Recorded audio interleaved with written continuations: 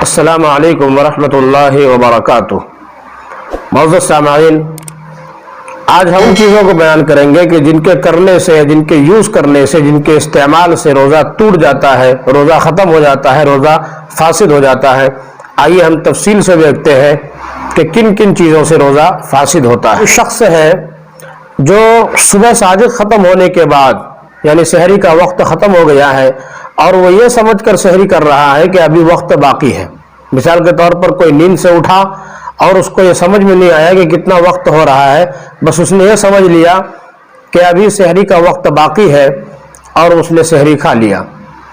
حالانکہ وقت ختم ہو چکا تھا۔ بعد میں اس کو معلوم ہوا کہ سحری کا وقت تو ختم ہو گیا تھا، ہم نے جو سحری کھائی وہ وقت کے بعد کھائی، وقت ختم ہونے کے بعد کھائی۔ تو اس کا مسئلہ یہ ہے کہ اس دن کا روزہ نہیں ہوگا، اس روزے کی قضا کرنی پڑے گی۔ اسی طریقے سے ایک مسئلہ یہ ہے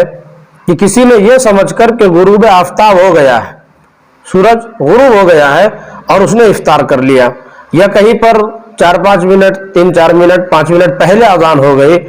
اور اس نے افطار کر لیا، تو ان تمام صورتوں میں اس کا روزہ ختم ہو جائے گا، اس کی قضا اس کو بعد میں کرنی پڑے گی۔ اسی طرح کوئی شخص ہے جس نے اپنی بیوی کا تھوک نگل لیا،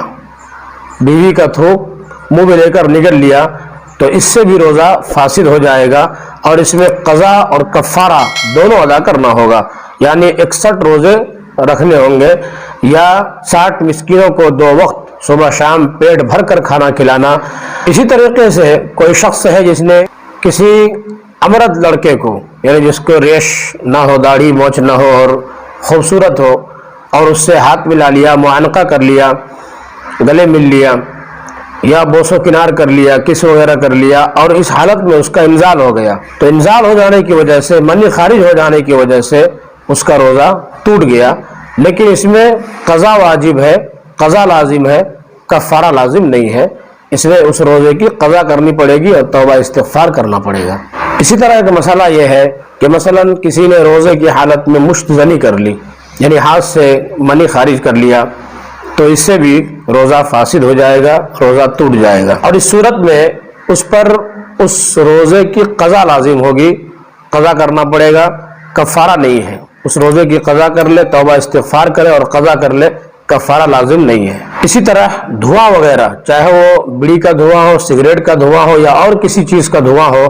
اگر خود بخود جان بوجھ کر وہ دھواں کھینچ رہا ہے، ناک سے یا منہ سے اندر کر رہا ہے، جان بوجھ کر رہا ہے، تو اس سے بھی روزہ فاسد ہو جائے گا، روزہ ختم ہو جائے گا۔ جان بوجھ کر کرے، خود بخود بلا اختیار اگر آ رہا ہے تو اس سے روزہ نہیں ٹوٹے گا، اگر جان بوجھ کر دھواں کھینچ رہا ہے تو اس سے روزہ فاسد ہو جائے گا۔ اسی طرح کوئی شخص پان منہ میں لے کر سو گیا یا کھینی کھا کر سو گیا، کھینی جو کھاتے ہیں یہاں پر رکھتے ہیں منہ کے پاس، ہونٹ کے نیچے، اوپر یا نیچے،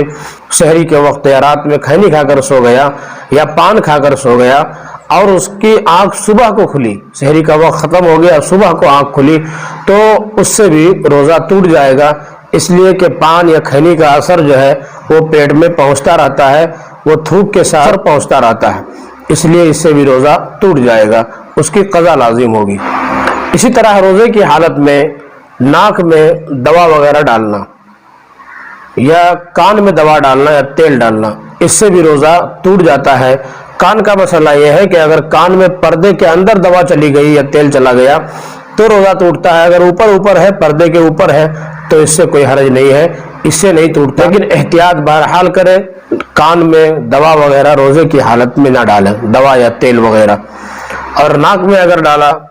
تیل یا دوا وغیرہ اور نرم ہڈی سے وہ دوا اوپر چلی گئی، تیل اوپر چلا گیا، تو اس سے بھی روزہ ٹوٹ جائے گا۔ تو کان اور ناک کا مسئلہ یہ ہے کہ اس میں تیل یا دوا وغیرہ ڈالنے سے روزہ ٹوٹ جاتا ہے، اگر ناک کی نرم ہڈی سے اوپر اور کان کے پردے کے اندر چلا جائے تو روزہ ٹوٹ جائے گا۔ اگر کسی نے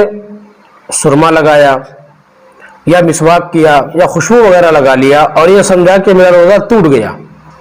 اور پھر اس نے کھا لیا، تو اس سے بھی روزہ ٹوٹ جائے گا۔ یا کسی نے غیبت کی، چغلی کی، جھوٹ بولا، کوئی گناہ کا کام کیا اور اس نے سمجھا کہ میرا روزہ ٹوٹ گیا، پھر اس نے کھا لیا، تو اس صورت میں بھی اس کا روزہ ٹوٹ گیا۔ اسی طرح وضو کرنے بیٹھا اور روزہ یاد ہے اور حلق میں پانی چلا گیا، پانی لے کے منہ میں گھمایا اور حلق میں چلا گیا تو اس سے بھی روزہ ٹوٹ جائے گا۔ اسی طرح قی یعنی وامیٹنگ، اگر جان بوجھ کر کسی نے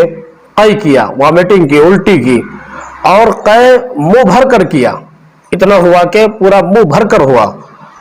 تو اس طرح قی کیا، منہ بھر کر قی کیا، جان بوجھ کر منہ بھر کر قی کیا تو اس سے بھی روزہ ٹوٹ جائے گا۔ اور اگر جان بوجھ کر نہ کیا، خود بخود قی ہو گئی، الٹی ہو گئی تو اس سے روزہ نہیں ٹوٹتا ہے۔ جان بوجھ کر انگلی دے کر یا کسی طرح بھی کرے تو اس سے روزہ ٹوٹ جاتا ہے۔ اسی طرح کسی نے بھول سے کھا پی لیا، روزہ یاد نہیں تھا، کھانا کھا لیا یا پانی پی لیا، اور کھانے پینے کے بعد یہ سمجھا کہ میرا روزہ ٹوٹ گیا، پھر اس نے جان بوجھ کر کھا لیا کہ اب تو روزہ ٹوٹ ہی گیا، جان بوجھ کر اس نے پھر کھا لیا تو اس سے روزہ بہرحال ختم ہو جائے گا۔ بھول کر کھایا پیا تھا تو کوئی حرج نہیں تھا، روزہ برقرار تھا، لیکن جان بوجھ کر جب بعد میں کھا لیا تو اس سے روزہ ٹوٹ گیا، اس روزے کی قضا کرنی پڑے گی۔ جان بوجھ کر کھا پی لینے سے یا بیوی سے صحبت کر لینے سے روزہ ختم ہو جاتا ہے، ٹوٹ جاتا ہے، اور اس صورت میں قضا اور کفارہ دونوں لازم ہے۔ اسی طرح بیوی کو چھویا یا بوسہ لیا یا اس سے کھیل کود کیا اور انزال ہو گیا، صحبت نہیں کی، اوپر اوپر سے کھیل کود کیا، انزال ہو گیا تو اس سے بھی روزہ ٹوٹ جائے گا۔ یا جان بوجھ کر کسی بھی طریقے سے انزال کر دیا، منی خارج کر دیا تو اس سے بھی روزہ ختم ہو جائے گا، ٹوٹ جائے گا اور اس کی قضا لازم ہوگی۔ اسی طرح بیڑی، سگریٹ، حقہ وغیرہ پینے سے بھی روزہ ختم ہو جاتا ہے، روزہ فاسد ہو جاتا ہے اور اس روزے کی قضا کرنی ہوتی ہے، قضا لازم ہے۔ اسی طرح ایسی چیز نگل گیا کہ جو عادتاً کھائی نہیں جاتی، جیسے لکڑی ہے، لوہا ہے، یا گیہوں کا کچا دانہ وغیرہ ہے، یہ چیزیں عادتاً کھانے کی نہیں ہے،